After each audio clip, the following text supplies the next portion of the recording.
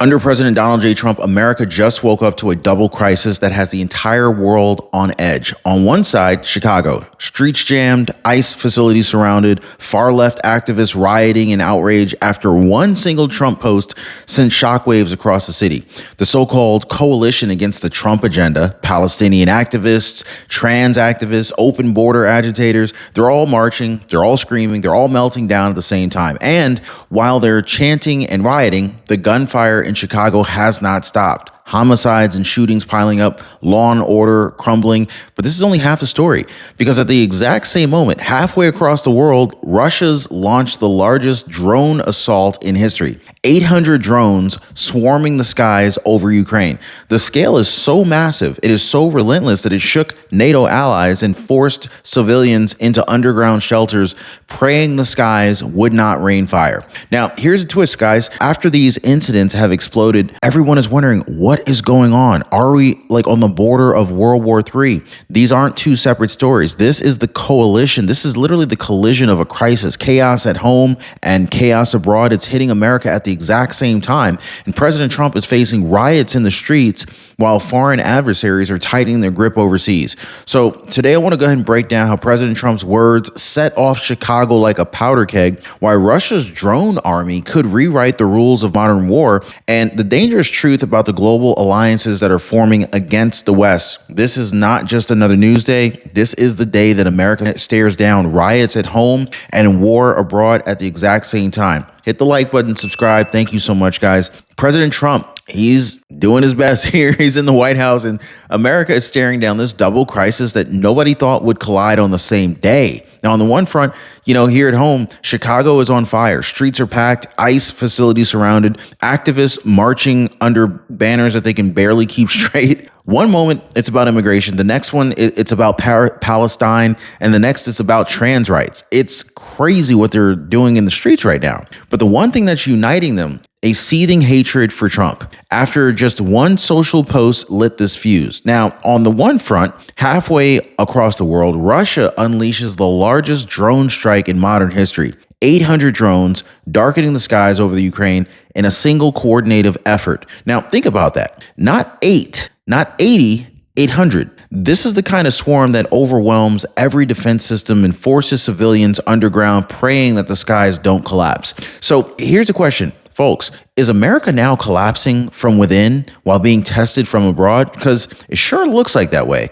Now, I want to drill down into what set this off. Trump takes to Truth Social and posts, quote, "I love the smell of deportation in the morning." Now, you know what that was, right? This is Trump being Trump, okay? This is a direct shot at the open borders Democrats who have turned sanctuary cities into war zones. And then what happens? Well, Illinois Democrats and Chicago activists, they absolutely lose it. They erupt in outrage, calling him a dictator, calling ICE fascist. But it doesn't stop there. A full-on coalition forms. Palestinian activists, trans rights groups, professional Trump haters. Yes, I said professional Trump haters, all marching together, screaming, chanting, demanding ICE be dismantled.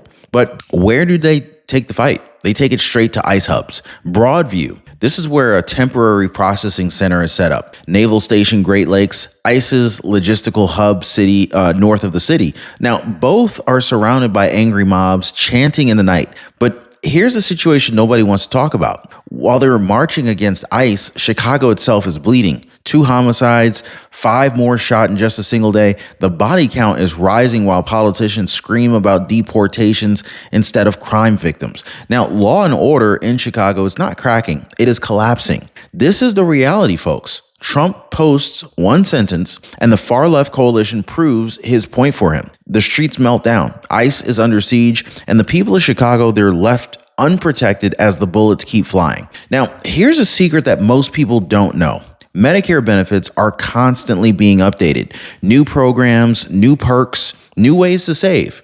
But your plan's not going to call you up and say, hey, there's something better out there. Let me tell you about it. No, they're not going to do that. So this is why I partner with Chapter. They know every update, they know every option and every loophole that can put money back in your pocket. Now, one of my viewers said, I found out that I qualified for benefits that I didn't even know existed until Chapter explained it to me. I love that. So let me ask, are you okay missing opportunities Or would you rather do what most people are already doing, finding out what's available? Well, most people, they're already calling the phone number on the bottom of your screen right there, or they're visiting askchapter.org/Ron. The phone number is 909-563-8279. So here's the question every American's asking right now. Where is the backup? Where's the cavalry? That's what they're asking. Now, Congresswoman Claudia Tenney, who just returned from Washington, says that she saw firsthand what happens when the National Guard steps in. She described it in detail. Troops moving supplies, securing checkpoints, hauling away illegal weapons, keeping order where chaos once reigned. Now, Washington, D.C. was calmer, safer, more stable with the Guard on the ground. She says Chicago could see the same thing, only if Democrats would allow it.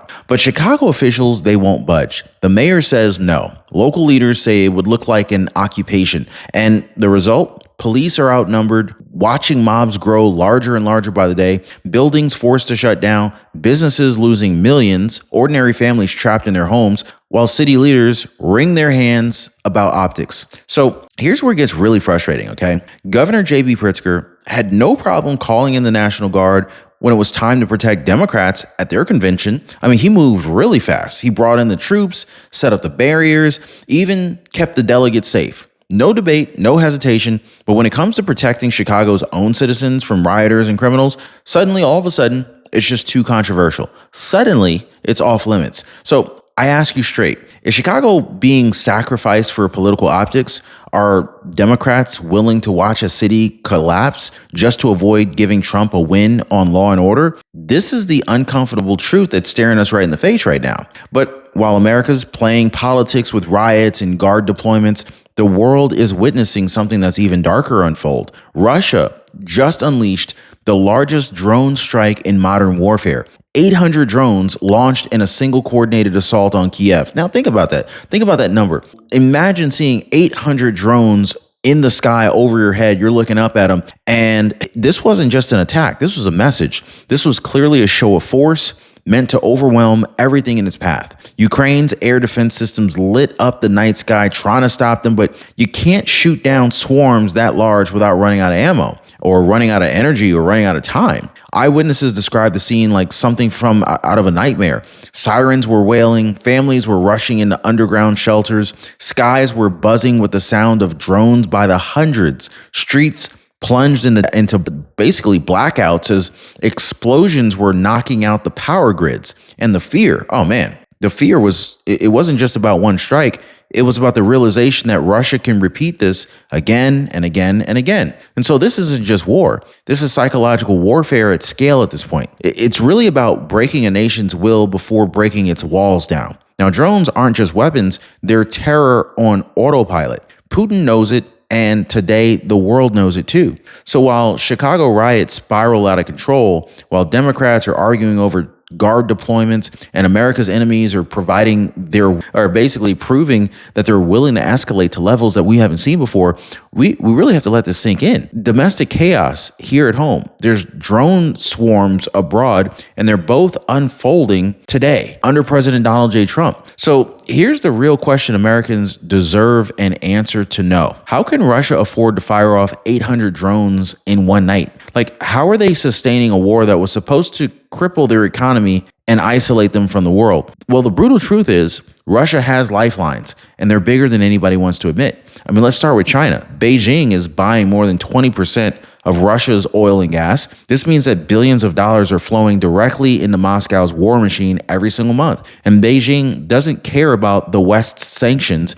They care about cheap energy and keeping Putin strong enough to stand shoulder to shoulder against America. Now, look at India, right? Before this war, India was barely a blip on Russia's oil export list, practically negligible. But now they've ramped up to hundreds of millions of dollars in purchases, tanker after tanker headed south, keeping Russian coffers full, keeping drone factories running, keeping this war alive. And then, of course, there's North Korea, not just whispering support from the sidelines, sending troops, sending weapons, sending manpower to prop up Putin's fight.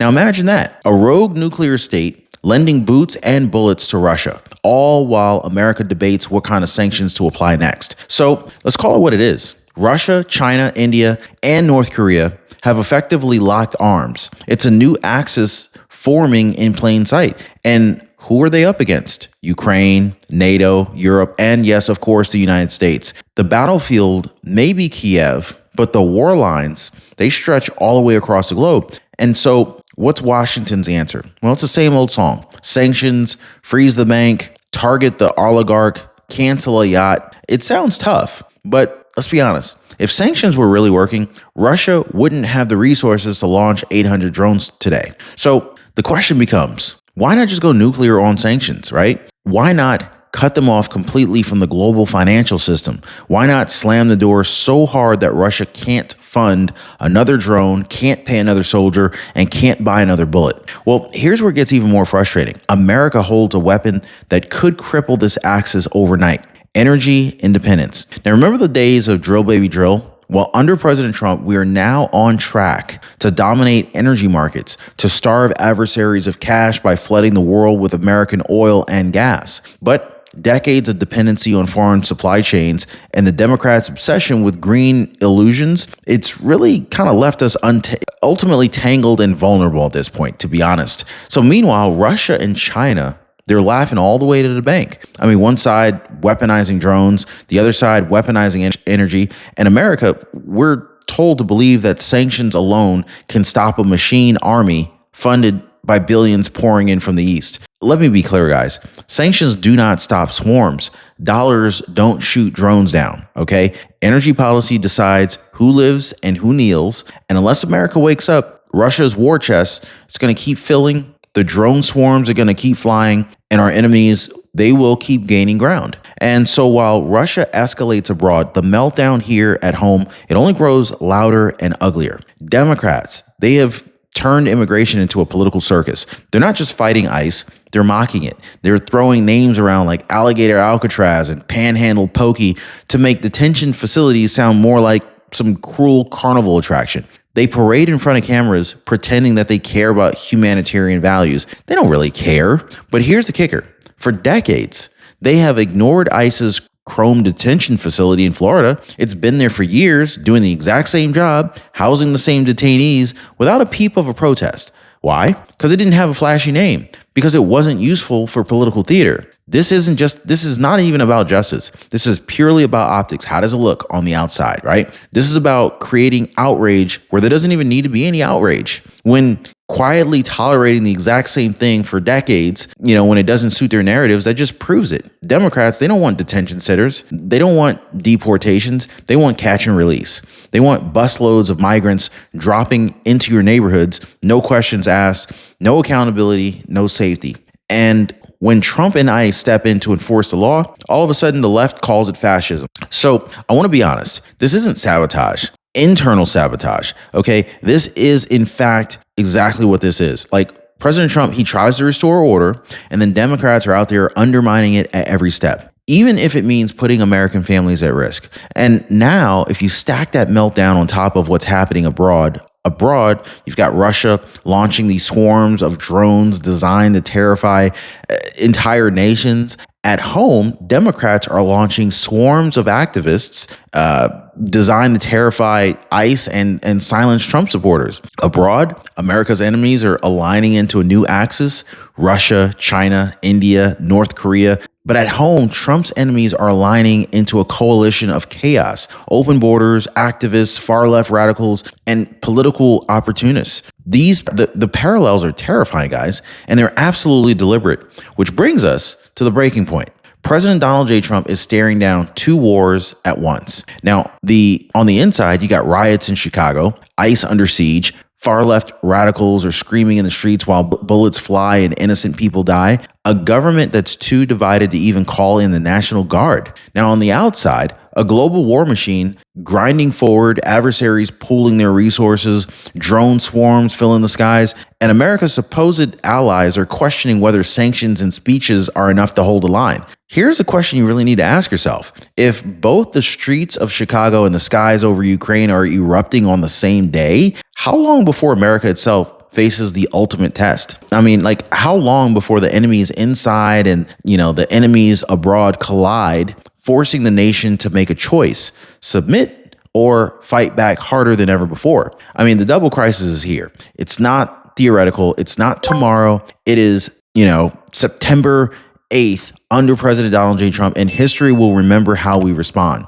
Like, subscribe, and share this message because the fight for America's survival, it's already underway, and it's happening on two fronts at the same time.